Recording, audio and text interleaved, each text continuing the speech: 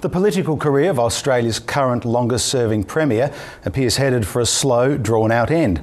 On Friday, the ABC was told that Treasurer Jack Snelling and powerful right-wing union boss Peter Malinauskas went to Premier Mike Rann and told him the party wanted him gone by September to be replaced by Education Minister Jay Weatherill. But on Sunday, the embattled Premier said he'd go when he'd finished doing some important jobs, like negotiating the Roxby Downs expansion and mentoring his successor. In a moment, we'll speak to senior Labor figure Michael Atkinson, but first, Mike Sexton has this report. Please welcome the Premier. Mike Rann was opening a new exhibition at the Art Gallery of South Australia on Friday night, just hours after being the victim of a dark but familiar political art. The offer that can't be refused. Well, thank you very much. Despite winning a tight election almost 18 months ago, opinion polls have long shown voters are losing faith in Labor. So after 17 years as leader, the past 9 as Premier, factional leaders told Mike Rann his time was up. The right faction have come to a decision, and that is that should a vacancy in the leadership of the South Australian Labor Party occur, then we will be supporting Jay Weatherill to take over as leader of the party. There was a meeting on Friday evening with the Premier where that decision was conveyed to the Premier. Jay Weatherill, the softly spoken Education Minister, is the choice of the dominant right faction to take over as Premier, even though it flies in the face of the faction system because he's the leader of the left. The only answer I can come up with is that the left were becoming impatient and they put the hard word on the right and said, if you don't do something, we're going to call this on and it will get ugly. That just doesn't seem to be politically wise for the Labor Party. The Labor Party seems to have these union officials. They're not elected, but they wield all this power. If talkback is a rough barometer of the electorate, then this morning the reading was confusion. I thought people would be glad that Mike Rann's going because he's not been the most popular leader in the last year. His popularity's been down, but they're quite puzzled by it all. They don't really understand it. And there's a flavour coming through that why are the unions deciding who should lead the Labor Party and who should be Premier of South Australia? And that may be a problem for them. 20 years ago wouldn't have mattered, but there is now a real feeling in the electorate that if we want to change the government, we'll change the government, we'll change the leader, the Premier or the Prime Minister, not a factional deal done behind closed doors by people doing arm twisting. The move on Mike Rann echoes recent political events in Sydney and Canberra that have seen factional deals end the leadership of New South Wales Premiers Maurice Yemmer and Nathan Rees and Prime Minister Kevin Rudd.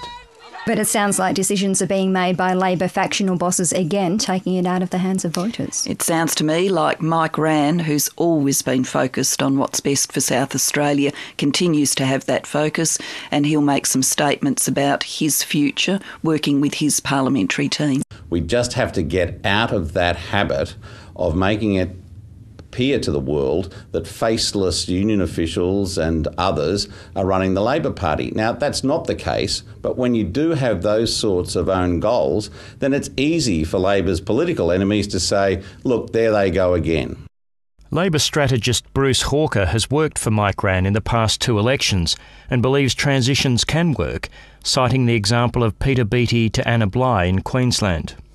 Gough Whitlam once said, the best machines run silently, and I think that's a lesson that we all have to learn. It's very important that you distinguish between the machine in politics and the elected representatives. The role of the elected representatives is to make the decisions about who's going to govern and what the policies are going to be. The machine has to run quietly and support that process. But however well-oiled the party machine might be, Mike Rann, who is not aligned to any faction, has managed to put a spanner in the works. In a statement from India where he's on a trade mission, he says he'll step down only after completing several key projects and he will mentor the future leader. Do you need mentoring?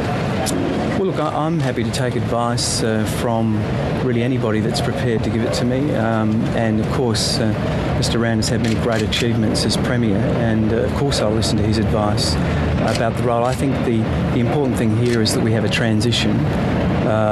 That's what always was in the best interests of South Australia. The question will be whether the left are going to swallow that or whether they'll kick up a fuss in the next few weeks. The left have got the ultimate prize. Their man will be Premier. But Mike Rann outfoxed them in the end. He'll go on his terms. Once a majority want to change the leader, they should do it. And I'm not saying that because I automatically support Joe Weatherall or oppose Mike Rann. It's just a simple fact of political life. You don't let it hang. South Australia has fixed terms, so there won't be an election until April 2014.